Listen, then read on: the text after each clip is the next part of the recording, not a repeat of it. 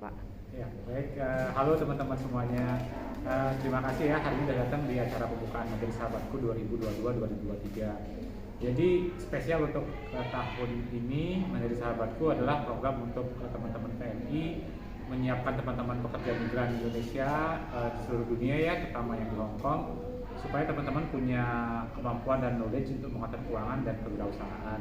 Dengan dibukanya program Majelis Sahabatku 2022 ini, saya harapkan teman-teman bisa mengajak teman-teman yang lainnya, semakin banyak semakin baik, karena kita akan sharing pengetahuan, sharing pengalaman yang mudah-mudahan dapat bermanfaat buat teman-teman ketika teman-teman balik ke Indonesia.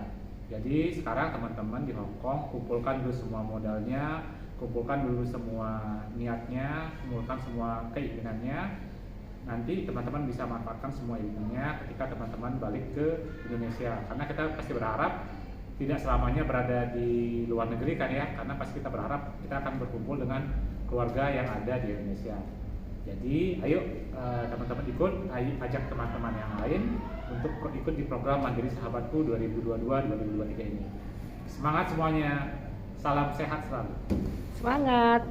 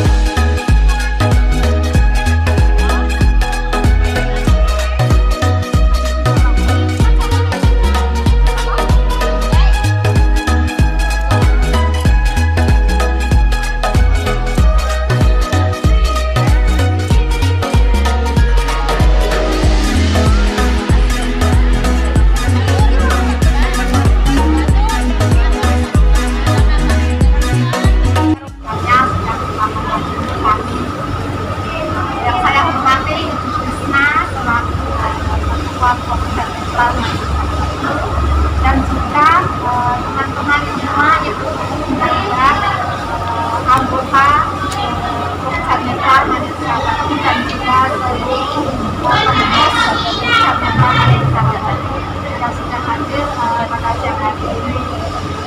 Terima kasih banyak. Tidak lupa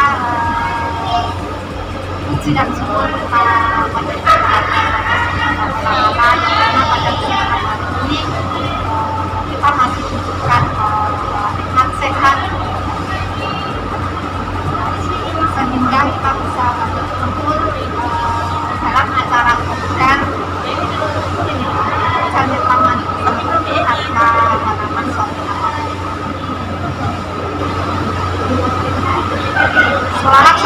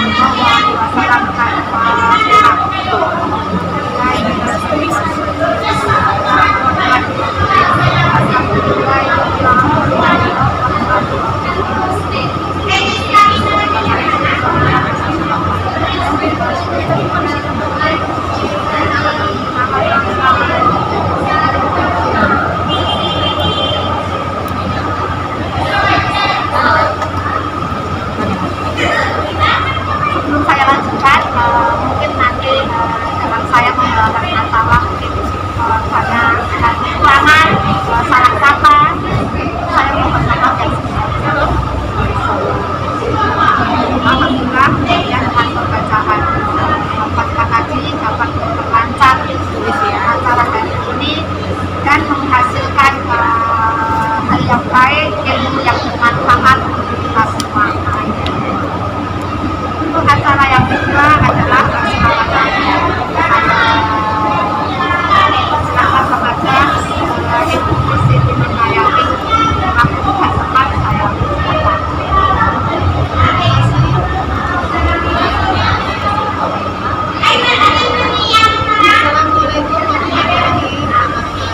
Waalaikumsalam warahmatullahi wabarakatuh.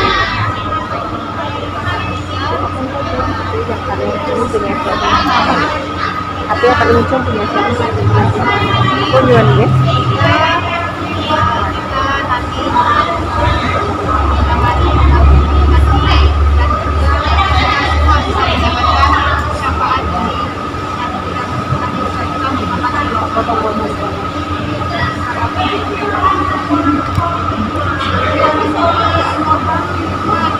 Sallu ala Nabi. Maaf sebelumnya kita selawat harian ya. Bersama-sama ya Bu ya.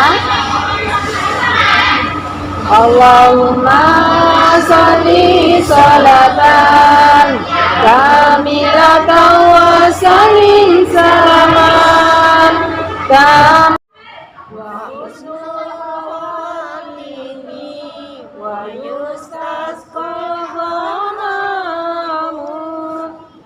biwajil karim wa ala alihi wa sahbihi fi kulli lamhati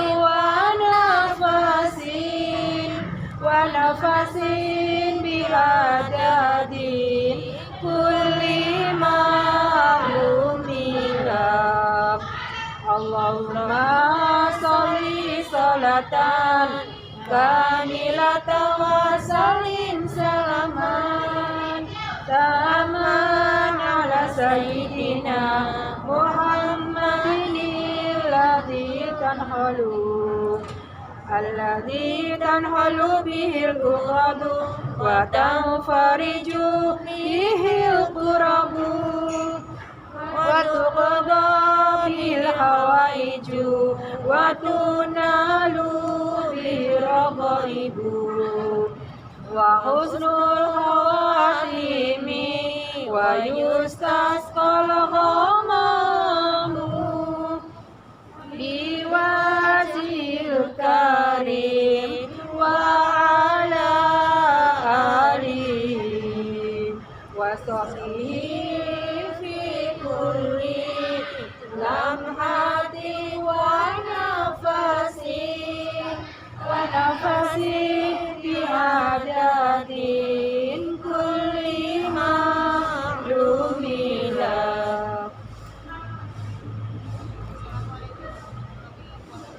Terima kasih. Assalamualaikum warahmatullahi wabarakatuh. Waalaikumsalam warahmatullahi wabarakatuh. Terima kasih untuk bapaknya yang sudah hadir pada hari ini, khususnya untuk Bapak Bija selaku pembina dari kelompok Kopdar.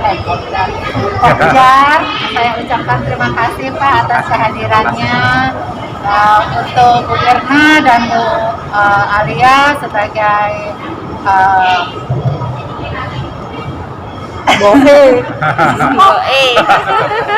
sebagai penasehat dari kelompok Kopjar, saya ucapkan terima kasih juga. Untuk acara hari ini kita akan membahas yaitu marketing. Bagaimana kita menjalankan marketing dalam kita, bagaimana kita menyikapinya atau bagaimana kita mengatur dari marketing keuangan kita, dan untuk masalah ini nanti akan disampaikan oleh Bapak. Oh gitu. Wah, hebat. Nanti Bapak akan sharing masalah marketing untuk acara hari ini. Dan saya sebagai ketua kepada mbak-mbaknya juga, kalau seandainya saya atau ada yang kurang berkenan atau kira-kira mbaknya, oh ini ketuanya seperti Natal, tolong tegur saya. atau mungkin ada tingkah saya atau mungkin ucapan saya yang kurang berkenan juga, tolong saya juga ditegur. Karena kita di sini kan sama-sama belajar ya Mbak ya. Saya juga masih belajar untuk membimbing, dan saya juga masih butuh pemasukan dari mbak-mbaknya, terutama yang sudah lama-lama kan otomatis sudah banyak ya berkecimpung di kegiatan seperti ini. Saya juga masih butuh masukan-masukan yang membuat kelompok kita ini menjadi positif dan semakin berkembang. Karena situasinya juga kan seperti ini ya, banyak dari teman kita juga yang misalnya udah pulang ke Indonesia, dan sebagian juga saat ini juga nggak bisa hadir Pak karena sakit dan ada yang positif. Dan untuk teman-teman juga saya harapkan untuk tetap menjaga kesehatannya selama situasi seperti ini ya. Kita apalagi udaranya ini nggak begitu memungkinkan ya, kadang panas kadang tidak. Untuk intinya dari acara kita ini nanti akan sharing dari kegiatan kita, sharing dari pengalaman kita, atau sharing dari hal-hal yang istilahnya apa yang kita sudah lakukan dan apa yang mungkin ada dari teman-teman yang mungkin sudah punya usaha dan ingin di-sharing dengan teman-temannya juga boleh. Supaya nanti teman-teman itu yang lain itu punya, oh iya nih teman kita sudah seperti ini gitu kan. Terus gimana nih caranya, apa kita masih bisa ikut jalan teman kita itu, atau kita ingin memilih jalan untuk maju yang lain, kan seperti itu. Nah, saya juga berharap dari tutor dan mentor untuk tidak patah semangat dalam memberikan ilmu, dan untuk para anggotanya juga saya juga memohon untuk tetap semangat mengejar ilmu. Karena ilmu yang kita dapat di sini insya Allah itu akan berguna untuk kita nanti pulang di Indonesia ya Mbak ya. Semoga berguna dan semoga bermanfaat. Tidak ada kata lain dan saya juga tidak akan berpanjang lebar. Itu aja intinya dari program kita hari ini. Terima kasih untuk waktu yang sudah diberikan kepada saya. Saya kembalikan lagi kepada pembawa acara. Saya akhiri dengan wassalamualaikum warahmatullahi wabarakatuh. Waalaikumsalam warahmatullahi wabarakatuh. Terima kasih atas sambutannya. Apa yang disampaikan oleh Bunda dan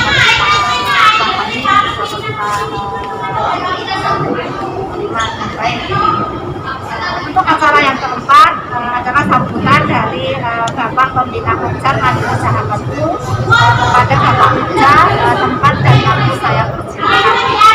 Terima kasih Sirina, terima kasih Krisna, Mbak Ria, dan teman-teman semua atas undangannya. Assalamualaikum warahmatullahi wabarakatuh. Waalaikumsalam warahmatullahi wabarakatuh. Senang sekali saya bisa datang ke sini ya di acara Kopdar semua teman-teman netral hari ini. Semoga semua selalu dalam keadaan sehat walafiat ya. Amin. Teman-teman yang sedang sakit mudah-mudahan cepat diberikan kesembuhan ya. Amin. Ya, sekarang benar kata Bu Krisna nih kondisinya lagi kurang bagus. Teman-teman jangan lupa tetap olahraga ya pagi-pagi. Tetaplah ambillah 30 menitan harus ada olahraga. Caranya gimana, lihat YouTube sekarang apa teman-teman gampang cara berolahraga sambil di tempat sempit gitu misalnya atau gimana, pasti banyak sekarang tuh semua bisa dicari ya di YouTube ya, ada internet ya. Kalau dulu mungkin harus buka majalah gitu ya, apalagi kalau di Hongkong kan nggak mungkin ya kita nggak susah ya baca majalahnya. Nah sekarang kalau teman-teman punya punya handphone, semua informasi ada di handphone, jadi teman-teman bisa cari di sana ya, selain buat hiburan juga buat nambah ilmu semua ya. Nah mungkin sebelum tadi saya ditembak untuk nyiapin di marketing ya Bu ya. Ya mungkin sebelum kesana mungkin saya mau memberikan informasi terkait dengan program Mandiri Sahabat dulu ya. Nah minggu lalu kan teman-teman terima kasih udah pada join di acara pembukaan Mandiri Sahabatku ya. Yang dapat hadiah siapa kemarin, boleh angkat tangan? Ya, mana yang Kayaknya mana nih? Nah nanti benar saya nih. selamat ya buat semua ya, jangan lupa traktir teman-teman ya di sini. Iya, enggak. Ini sudah saya traktir hari ini Bapak semuanya. Jadi traktirnya di Indonesia. Ya, tapi rangkaiannya itu selain sampaikan kemarin, jadi kan ada yang online, ada yang acara di tempat ya di Hong Kong. Nah, untuk bulan ini sama bulan Desember itu acaranya bakal online. Kemungkinan di November di minggu keempat ya. Nanti saya udah minta jamnya sore jam 4, jadi teman-teman bisa selesaikan dulu semua kegiatannya. Nanti udah agak tenang, jam 4 teman-teman bisa ikut online-nya ya. Ikutin programnya karena kita coba bikin kurikulum yang benar-benar aktual buat teman-teman semua ya. Kemarin sih saya udah usulkan ke teman-teman di Jakarta, coba dong buat bikin materi misalnya gimana caranya melakukan bisnis secara online, karena sekarang kan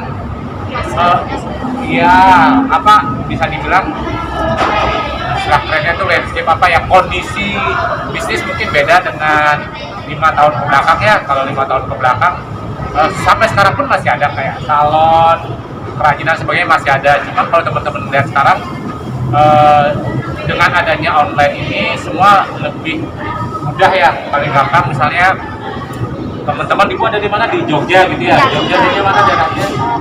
Kulon Progo. Nah, Kulon Progo apa yang dihasilkan di sana? Pertanyaannya apa? Ya, tempatnya kayak coklat. Tapi kalau tengkeh itu nggak tahu namanya sih. Coklat sama kayak misalnya sekarang gampang nih kalau ibu misalnya nih di Ibu Irnawati bisa bikin coklat misalnya sampai jadi gitu ya, sampai bisa jadi dimakan. Sekarang jualannya bukan hanya di Kulon Progo, tapi kalau udah ada online teman-teman bisa jual sampai ke Jakarta. Selama kualitas kita bagus dan ini kita bagus pasti bisa dikirimkan. Apalagi sekarang kalau teman-teman lihat kopi ya, kalau teman-teman tahu sekarang kan kopi lagi ngetren ya. Kalau dulu kan mungkin kopi ABC, tubruk dan sebagainya. Sekarang kalau misalnya sekarang yang anak-anak muda milenial ngetren itu kan beli kopi yang mahal-mahal, bikinnya juga mahal-mahal kan. Nah, kalau sekarang tuh kalau teman-teman lihat kopi Indonesia itu terkenal loh. Jadi dia per daerah. Jadi misalnya kopi Acehnya lebih spesifik lagi Aceh Gayo gitu misalnya, atau misalnya kopi Jogja Kulon Progo gitu misalnya kalau ada ya. Itu tuh kalau dijual dan kita bisa ngeracik kualitasnya dengan bagus, teman-teman bisa jual dengan harga lebih tinggi, dengan pasar yang lebih luas gitu. Bayangkan kalau teman-teman, apa sih kelebihannya online? Bayangkan teman-teman kalau teman-teman buka toko gitu ya di rumah, misalnya di perumahan ada 1.000 orang gitu, maksimal yang datang lihat tahu toko itu kan berarti kan 1.000 orang kan. Kalau teman-teman jualan online, saya masuk ke Tokopedia mencari coklat Kulon Progo, yang nyari itu bukan cuma saya, bisa ada ratusan ribu yang lain, berarti peluang penjualannya itu pasti akan lebih besar. Jadi itu yang kemarin saya minta juga dari Jakarta, siapkan materinya, jadi teman-teman bisa dapat bayangan. Mungkin teman-teman udah kebayang, cuman sekarang kadang-kadang platformnya ada, tapi kita ngemasnya seperti apa. Karena yang naruh di online itu bukan cuma Bu Irna aja, tapi Bu Irna akan berhadapan dengan penjual lain yang ada di seluruh Indonesia. Gimana misalnya, paling gampang, kalau saya cari coklat yang muncul di urutan 1 sampai 10 punya saya. Kalau teman-teman nyari di online, yang teman-teman pilih yang nomor 1 atau yang set next selanjutnya, pasti kita cari yang halaman paling depan. Nah itu tuh sebenarnya ada cara-caranya, ada secara online, ada tekniknya. Nah itu ya sebenarnya saya minta dari Jakarta, plus nanti materi-materi lain. Jadi nanti mohon diikuti ya acaranya ya sampai akhir. Terus rencananya di bulan Januari kita akan adakan acaranya di gedung. Doakan semuanya lancar ya, pandemi nggak ada halangan, jadi nanti kita bisa ngadakan acara. Iya, karena jujur sudah lama nggak minta hotel, Pak. Kan, ya. Nah, Januari ini sedang diatur tanggalnya. Kemarin sih saya harapkan jangan pas di Imlek ya, karena kalau Imlek kan saya tahu teman-teman pasti pada sibuk ya. Kemarin kita coba cari tanggalnya, kemungkinan di tanggal 15 Januari, kemungkinan ya. Nanti pasti ketika saya udah dapat gedung, saya berharap sih gedung saya dapat di November ini. Saya pasti sampaikan ke teman-teman Pokjar semua. Nanti jadwalnya diatur ya, kalau bisa di tanggal acara offline, acara yang nanti itu kalau bisa nggak ada kegiatan dulu di Pokjar, nanti biar kita bisa atur biar rame-rame ya. Nanti kita juga kalau bisa ngajak teman-teman yang lain, karena ini kan sebenarnya ilmunya bermanfaat dan yang paling penting kan gratis ya. Jadi teman-teman bisa nambah ilmu, nambah teman, ngajakin yang lain, itu kan sebenarnya juga pahala buat kita ya. Ada hiburannya, ada door prize-nya. Jadi nanti itu ya mohon dibantu ya. Nah kemudian setelah Januari, Februari itu juga online. Rencananya nanti ada acara penutupan di Hong Kong antara bulan Maret atau bulan April. Kita lihat kondisi ya. Kalau bisa sebelum puasa. Jadi kita usahakan sebelum puasa. Jadi sebenarnya target kita di Maret ya sebenarnya ya. Jadi kalau bisa sebelum puasa. Kalau bisa sebelum Bu Alia pulang lah. Nanti saya sampaikan. Ya, jadi nanti mohon bantuannya teman-teman semua ya. Kalau saya sampaikan kemarin, kalau ada teman-teman komunitas lain yang mau join, disampaikan aja. Nanti saya bisa kasih pas mereka ada kopdar saya bisa datang. Hari ini sebenarnya ada undangan dari temannya Arli SBM di di Kos BB, cuman dia mintanya jam 2-an, sementara kan saya dapat dari sini. Nanti lagi diatur jadwalnya. Tapi kalau teman-teman kalau ada punya komunitas yang lain, kenal di mana yang lumayan besar, kita bisa bantu sampaikan ya. Ya, karena kan ini sebenarnya buat teman-teman semua dan Bank Mandiri enggak menagih biaya apapun, semuanya gratis ya. Jadi kita bisa sebarkan informasi. Gimana kalau untuk komunitas lain? Boleh banget. Karena kan pasti mereka juga ingin belajar hal yang baru ya. Mungkin setelah pengajian atau sebelum pengajian kita bisa belajar hal yang baru. Setuju Bu, boleh kalau misalnya ada. Boleh komunitas apapun. Jadi kan ya seimbang Bu antara dunia dan akhirat. Jangan akhirat saja. Pasti yang Iya. pengajian juga Iya. Butuh juga pasti kayak gitu. ilmu yang lain mah nggak mungkin. Karena itu kebutuhan rohani itu sangat penting. Tapi di satu sisi juga gimana kita bisa menghidupi keluarga dan kita balik Ya, ke menunjang Indonesia. sebenarnya ya. Itu kan sebenarnya seimbang ya. Jadi kalau bisa balik ke Indonesia, bisa bekerja di Indonesia secara psikologis kan bisa kita ngajarin anak-anak di rumah, itu kan juga ibadah juga kan ya, jadi lebih benar ya. Oke. Kemudian saya sharing sedikit tadi cerita tentang marketing ya. Iya. Aduh, saya mungkin tahunya teori aja ya, tapi ya saya juga kan secara tidak langsung kan saya juga marketing produk juga, saya di bank. Cuma mungkin kita coba gali dari yang dekat dengan teman-teman ya, gitu ya. Ini teorinya nih. Teori marketing itu selalu 3 namanya. Namanya STP, segmenting, targeting, sama positioning. Itu bahasa Inggrisnya lah. Paling gampangnya gini. Segmenting itu teman-teman harus tahu siapa yang menjadi target pasar jualan teman-teman. Saya ambil contohnya bisnisnya Mbak Uut ya. Mbak Uut yang seafood ya, biar lebih bayang ya. Mbak Uut itu jualannya eceran atau grosir. Nah, saya tanya teman-teman, tahu Bu Uut kan? Nah, kalau dia jualannya satu-satu, saya jualan gini, atau jualannya partai besar atau partai kecil? Kalau partai besar kan ya. Jadi belinya kan ya besar kecil. Dia mengumpulkan para penjual kecil-kecil itu Bapak. Terus kemudian disalurkan partai besar. Terus dia jualin ke yang gede. Misalnya berarti kan kalau targetnya dari jualannya bau kan berarti kan orang yang jualan ikan bakar gitu kan ya, atau punya restoran ya kan. Nah, itu targetnya mereka. Jadi targetnya bukan orang yang datang ke pasar beli ikan satu-satu. Nah, jadi itu yang harus teman-teman tahu. Jadi kayak dia udah tahu target saya jualan, segmen saya jualan adalah mereka yang jualannya ngambil ikan banyak gitu kan ya. Nah, itu yang teman-teman harus tahu. Misalnya kayak mau jualan coklat atau apa, teman juga harus tahu ini target saya, segmen saya siapa yang mau. Itu yang pertama. Nah, kemudian itu kan kalau misalnya kita ngomong penjual ikan bakar itu kan seluruh Indonesia kan banyak banget kan. Nah, teman-teman harus targetin tuh. Saya ada 2.000, teman-teman kan nggak mungkin jualan 2.000 kan.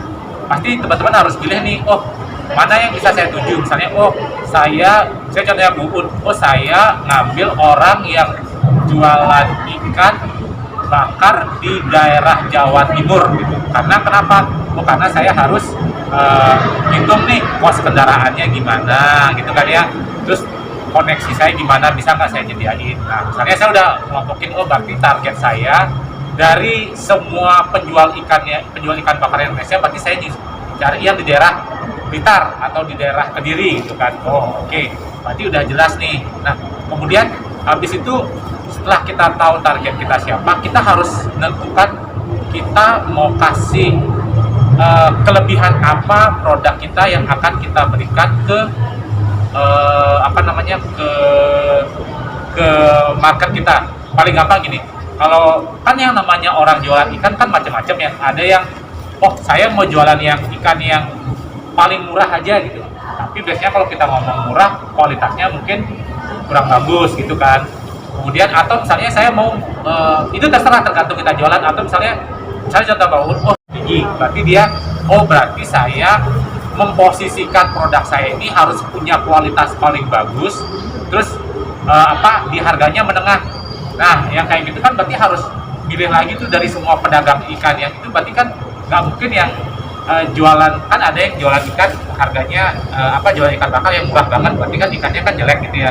Mungkin dia nyari restoran yang lebih tinggi lagi. Nah itu yang harus kita tahu, saya mau jualan yang produknya apa, itu yang positioning kita. Berarti saya udah tahu nih segmen saya siapa, target saya siapa, terus produk saya mau produk seperti apa. Nah itu yang harus kita definisikan dulu sebelum kita marketing. Nah itu yang nanti akan membedakan teman-teman mau jualannya ke mereka, mau marketingannya mereka seperti apa gitu. Karena kalau misalnya kayak yang tadi, berarti Mbak Un contohnya adalah dia kan akan naruh di Facebook ya. Dia naruh di Facebook, berarti orang yang itu bakal melihat tuh, saya akan ngambil barang Mbak Un karena Mbak Un ngasih ikan dengan kualitas ikan yang bagus. Atau yang kedua, kalau udah tahu punya pelanggan, pasti kan harus di-maintain ya, di WA dan sebagainya, dikasih tahu harganya. Karena kalau pelanggan itu kan yang paling susah pas kita dapetin pertama ya. Nah habis itu kita maintain, karena itu sebenarnya biaya yang paling gede. Karena kalau teman-teman udah dapat pelanggan terus pelanggannya pergi, itu kan sebenarnya susah ya. Nah jadi itu yang harus kita ngejaga juga dari sisi marketingnya. Paling gampang sebenarnya kayak jangan dibikin dulu marketing kayak misalnya kita nyapa pelanggan kita tiap minggu meskipun kita belum jualan, ya itu sebenarnya bagian dari marketing juga gitu kan ya. Terus teman-teman ngasih tahu, Bu, saya ngasih tahu, hari ini ada ikan kakap merah baru ngambil fresh, ngambil segini, itu juga bagian dari marketing. Nah itu yang teman-teman harus bisa melihat juga. Tiap barang pasti cara jualannya beda-beda ya. Nah jadi itu yang harus kita tentukan. Biasanya teorinya gitu. Jadi teman-teman udah tahu nih segmennya apa, targetnya apa, terus positioning kita mau jualan produknya itu seperti apa yang diinginkan dari pasar. Itu teorinya gitu. Paling gampang misalnya saya di Hong Kong gitu ya, kan saya pasti nasabah saya pasti teman-teman PMI ya, mungkin beda dengan yang di Indonesia. Jadi pasti ada cara-cara kayak misalnya saya lebih efektif misalnya di sini jualan produk pakai Facebook gitu, karena teman-teman pasti bukannya di Facebook di sini kan. Tapi mungkin kalau saya balik di Indonesia, mungkin saya harus gabung Facebook sama Instagram gitu. Sama juga kayak jualan online, teman-teman juga harus tahu nih, misalnya teman-teman jualan baju gitu, tuh sasarannya anak muda, teman-teman naruhnya di mana?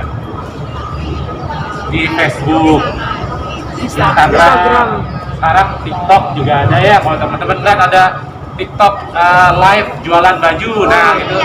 Nah itu berarti dia udah tahu, saya tahu target saya sering nontonnya di TikTok, berarti saya naruhnya di TikTok. Nah ilmu kayak itu bisa sambil lihat orang lain, kan ada istilahnya amati tiru modifikasi ya.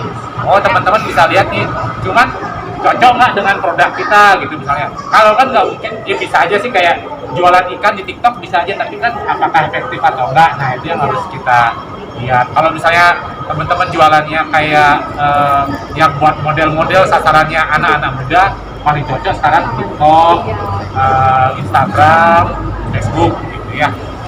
Itu mungkin sharing dari saya. Kalau ada pertanyaan monggo, atau ada yang punya pengalaman silakan ya. Misalnya paling gampang, saya mau jualan gini kira-kira seperti apa, itu boleh kita sharing. Dulu ada teman-teman ada pertanyaan atau ada mau sharing. Oke, Bu Ibu, Bapaknya ini ada yang tanya. Sebelum ada Belum kaki ada. lima itu. Jualan Bukan apa? dagang kaki lima. Oh, jamur, Pak. Apa? Jamur. Jamur. Oh, oke. Jamur tiram itu. Jamur apa? Tiram. Tiram. Oh, jamur tiram. Iya. Oke. Itu ngambil sendiri atau nanam? Buat nanam Nanam sendiri. sendiri. Iya. Jamurnya nanam sendiri. Nanam sendiri, dijual sendiri. Jual sendiri. Berapa Dijual lama? eceran atau gimana? Kenapa? Dijual eceran atau di store tertentu? Enggak. Kalau misalnya ada permintaan dari biasanya tukang sayur gitu ya, kalau ada sisa gitu ya dijual keliling sendiri. Gitu. Jual keliling ya? waktu Iya. itu ya?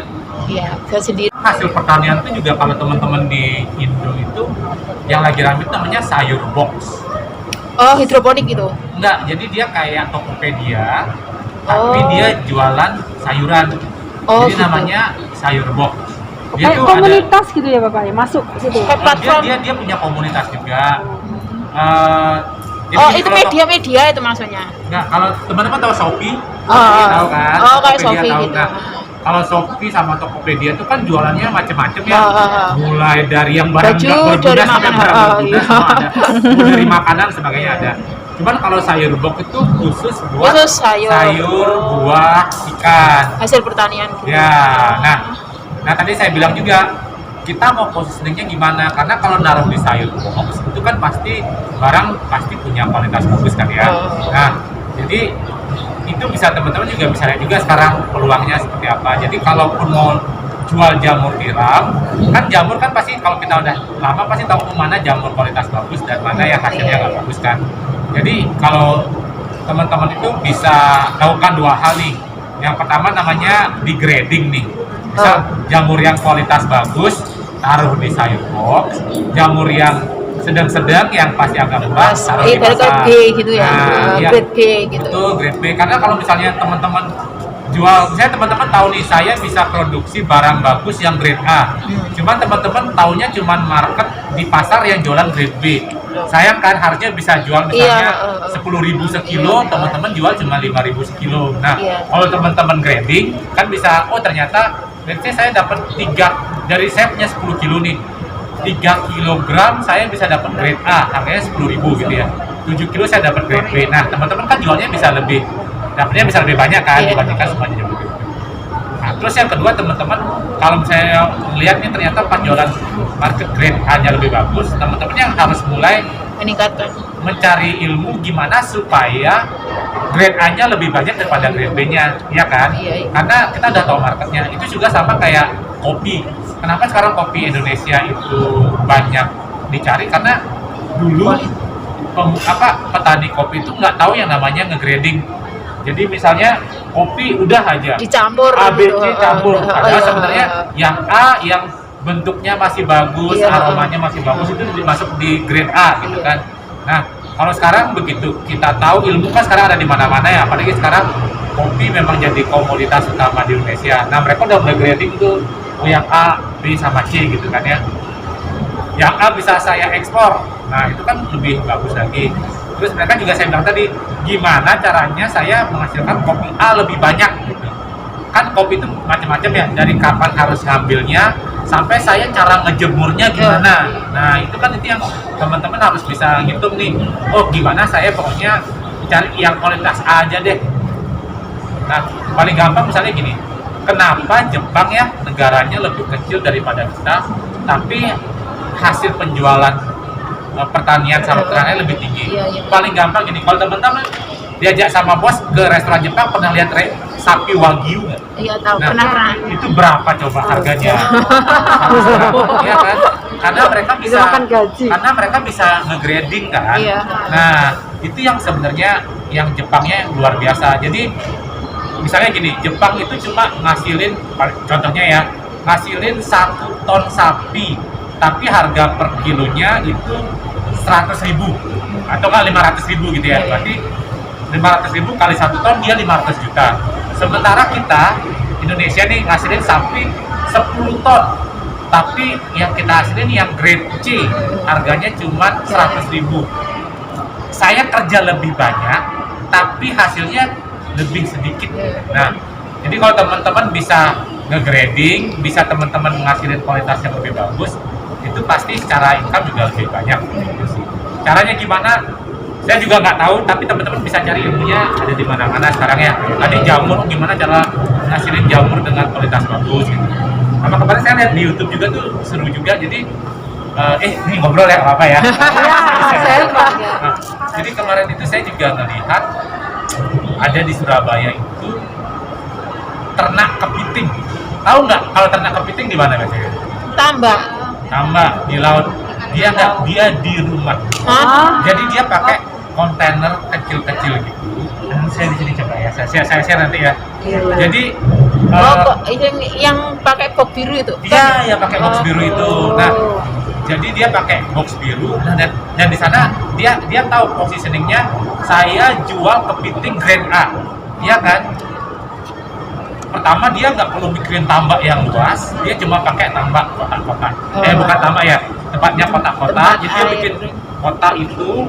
Kelebihannya kalau kotak adalah kamu bisa bikin berapa susun ke atas. Kalau kita tambak, kita kan cuma satu lapis. Iya. Nah, bayangkan kalau teman-teman betul lebar, air juga lebih banyak. Terus yang kedua, kalau satu ikan sakit, nggak kena semua.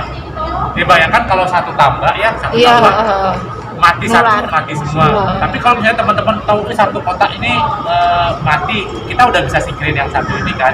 Jadi yang airnya juga bagus. Jadi itu ilmu-ilmu yang sebenarnya saya juga sambil belajar ya, saya melihat. Nah, misalnya saya juga melihat bahwa sebenarnya kita itu sangat berpotensi loh di Indonesia buat itu. Kenapa? Karena kita air itu nggak susah ya teman-teman. Kalau di Hong Kong coba bayangin ya, air gimana ya. Di Indo itu sebenarnya kayak kita tahu sumber airnya, gimana cara bikin airnya bersih, itu kan sebenarnya yang jadi tantangan. Kalau di Hong Kong kan nyari airnya aja susah. Di Indonesia airnya udah ketemu, berarti tinggal kita gimana bikin air yang kualitasnya bagus dan bisa diterima. Itu kemarin saya juga nonton tuh, pinter juga dia. Dan dia bukan cuma nonakin, dia ada berbagai macam. Ada yang mulai dari benih sampai dia dia beli dari petani yang kurus-kurus. Jadi dia beli kepiting yang murah gitu lah di pasar ya. Misalnya Bu Irna jual yang, karena Bu Irna ngambil kan kepiting itu sebenarnya ada di tambak atau apa ya, Bu Irna ngambil dari sana. Saya beli harganya murah nih, saya beli per ekor 5.000. Saya taruh di tempat box saya gemukin 2-3 minggu. Habis itu saya jual ke restoran, yang awalnya saya beli 5.000 ke ibu, saya jual ke restoran harganya 50.000 satu ekor, ya kan? Saya udah ngitung nih, kalau saya kasih makan segini, misalnya total 10.000, saya masih cuan 35.000 kan? Nah, itu makanya kita harus tahu positioning kita mau jualan gimana, target kita gimana, terus cari ilmunya gimana. Makanya saya di YouTube juga banyak lihat, ini inspirasi. Nanti saya share ya beberapa channel yang menurut saya ini boleh, Bapak. lumayan nih buat belajar. Jadi minimal mimpi dulu nanti karena kalau kita mimpi bangun tiba-tiba kok 2 tahun kemudian udah punya bisnis yang sama bisa gitu buat kan. rumahan gitu loh, Pak. Amin ya. Jadi kan kita juga harus cari info yang bisa menginspirasi ya kalau menurut saya ya. Karena di YouTube itu ada, kan dibilang tuh di YouTube itu ada 50 juta channel. Cuman yang bermanfaat itu ada berapa? Nah, itu yang harus kita cari. Boleh hiburan, boleh. Kan namanya juga hidup harus cari hiburan. Cuman kita juga harus cari ilmu ya.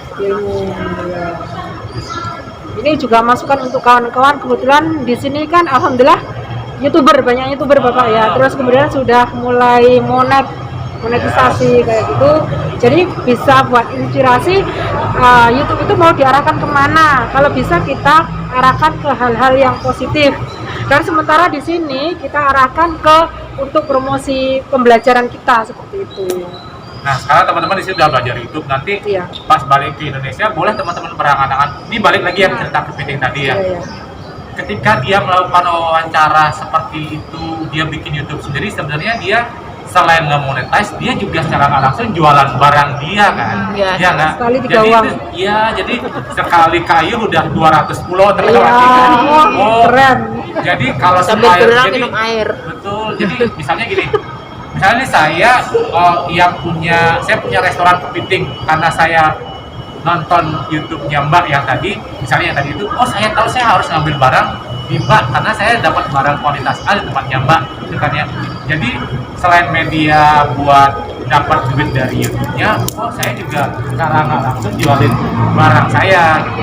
Nah, kalau saya tadi teman-teman bisa coba lihat potensi di daerah masing-masing, misalnya kopi gitu, misalnya nggak apa-apa, kopinya ini apa. Kalau misalnya bila perlu iseng-iseng, namanya juga nyoba ya, sekarang kan kasih tahu YouTuber aja, mau nge-review kopi di daerah sini nggak, ini terkenal, kan mereka juga pengen ya. Sekarang kan banyak ya YouTuber yang promosiin kopi dan sebagainya, mereka datang ke daerah kita, oh dia tahu, oh kopi ternyata di Kulon Progo tempatnya Bu Irna itu, aku juga nggak terlalu paham kopi, misalnya acidity-nya apa, aromanya, aku juga nggak ngerti, cuman di beberapa tempat pegunungan rasa kopinya berbeda dengan kopi yang lain. Nah itu sebenarnya yang nilai-nilai yang teman-teman bisa jual gitu. Jadi di samping teman-teman, kalau dulu kan jualan kopi kayak jualan kopi biasa aja, tapi sekarang teman-teman udah bisa, oh kalau saya jadi orang di tengahnya nih, saya misalnya tahu oh daerah saya daerah kopi, oh saya bisa undang siapa nih kira-kira datang, sekalian promosi daerah kita juga, terus sekalian bisa dapat cuan dari sisi. Jadi teman-teman, saya nggak tahu di daerahnya seperti apa, teman-teman bisa gali ya potensi daerah masing-masing, karena kan itu sebenarnya yang harus kita manfaatkan. Satu, Indonesia itu negaranya kaya, cuman memang kita belum tahu cara marketingnya, terus positioningnya gimana, dan mungkin kualitas. Kayak cabai gitu misalnya, paling gampang ini, cabai kan ada istilahnya kalau di yang sekarang yang ada tuh cabai Carolina Reaper. Iya. Siapa tahu sebenarnya di daerah Mbak dari mana? Jawa Timur, Trenggalek. Nah, ternyata di Trenggalek ada cabai yang lebih pedas daripada Carolina Reaper. Karena sebenarnya kenapa? Karena kita nggak pernah memasarkan itu gitu. Ya kan, karena pintarnya orang bule itu dia bisa kasih jualan yang sebenarnya mungkin barangnya di Indonesia juga ada dan gitu. Itu sebenarnya yang kita harus coba bule-bule ya istilahnya ya. Itu ya sharing ngalur ngidulnya ya kurang lebih. Nanti saya share ya ininya di YouTube. Boleh Bapak. Ini ada lagi pertanyaan atau mau Ada lagi sharing yang mau atau ditanyakan diskusi? Mbak, yang mau sharing? Jangan malu. Yang penting teman-teman bermimpi dulu, terus nyari solusinya gimana. Kan sekarang kalau kita ngobrol kayak gini, teman-teman ada di komunitas yang bagus ya. Ibu ngasih ke tempat dia ngelanjutin ya. Enggak, kadang kan pasti dia kan pasti yang ngedebatnya nggak mungkin ngedebat rekening ibu, dia pasti ngedebat rekening dia kan. Iya kan, karena di perjanjian kredit itu yang boleh didebat rekeningnya adalah yang ngajuin KPR. Jadi misalnya saya ngajuin KPR, Bu Trisna ngajukan over credit ke saya, yang dipotong uangnya itu uang saya. Jadi Bu Trisna tuh nggak boleh langsung berhubungan sama Mandiri, kalau Mandiri nggak kenal. Nah, pertanyaannya adalah bener nggak itu udah dikasih atau belum? Itu kelemahannya kalau over credit. Jadi Bu Trisna ngasih ke saya nggak tahu nih, saya bener dibayar atau enggak, meskipun namanya perjanjian ya, namanya orang kita nggak tahu ya. Yang pertama Ibu lakukan adalah benar Ibu harus ngecek udah sampai seberapa. Caranya adalah hanya saya yang bisa ngecek. Artinya Ibu bisa dari siapa nama ini yang Ibu beli yang over? Siapa yang over? Siapa? Pak Beni. Berarti yang bisa nanya ke Mandiri hanya Pak Beni. Berarti Ibu sama boleh nih ke bank sama keluarga Ibu. Ibu kan lagi di Hongkong sini. Misal di rumah ada siapa? Ada suami atau siapa? Ada suami. Nah, suami sama Pak Beni datang ke bank, cek kreditnya. Itu harus berdua tuh. Karena kan kalau Pak Beni kesana nanti ngelapor, kita nggak tahu bener atau enggaknya ya. Sebaik-baiknya kita bikin perjanjian sama orang, tapi kalau udah namanya uang, orang tuh bisa buta. Jadi boleh kita punya niatan baik sama orang, punya pikiran baik, cuman kalau udah namanya uang, itu kita harus mulai agak hati-hati juga ya, gitu ya. Nah, jadi sebaiknya suami sama Pak Beni datang ke Bank Mandiri. Pak Beni. Nah, itu harus diusahakan. Pokoknya bagaimanapun Ibu kayaknya setahun sekali harus sempatkan ke sana, harus sempatkan urus. Kalau sempat, kalau misalnya memang dia di Surabaya, Ibu kejar ke Surabaya sekali, minimal sekali. Kenapa? Karena Ibu harus ngecek udah dibayarin belum. Nanti tiba-tiba nih udah bayar 13 tahun nih. Ternyata sama Pak Beninya nggak ada, ternyata nunggak. Itu banyak kejadiannya. Panjang ya. Nanti kita lanjutkan ngobrolnya. Oh, boleh. Oke, dari saya itu mungkin nanti kalau ada sesi selanjutnya kita bahas ya. Oke, terima kasih semuanya. Assalamualaikum warahmatullahi wabarakatuh. Waalaikumsalam warahmatullahi wabarakatuh.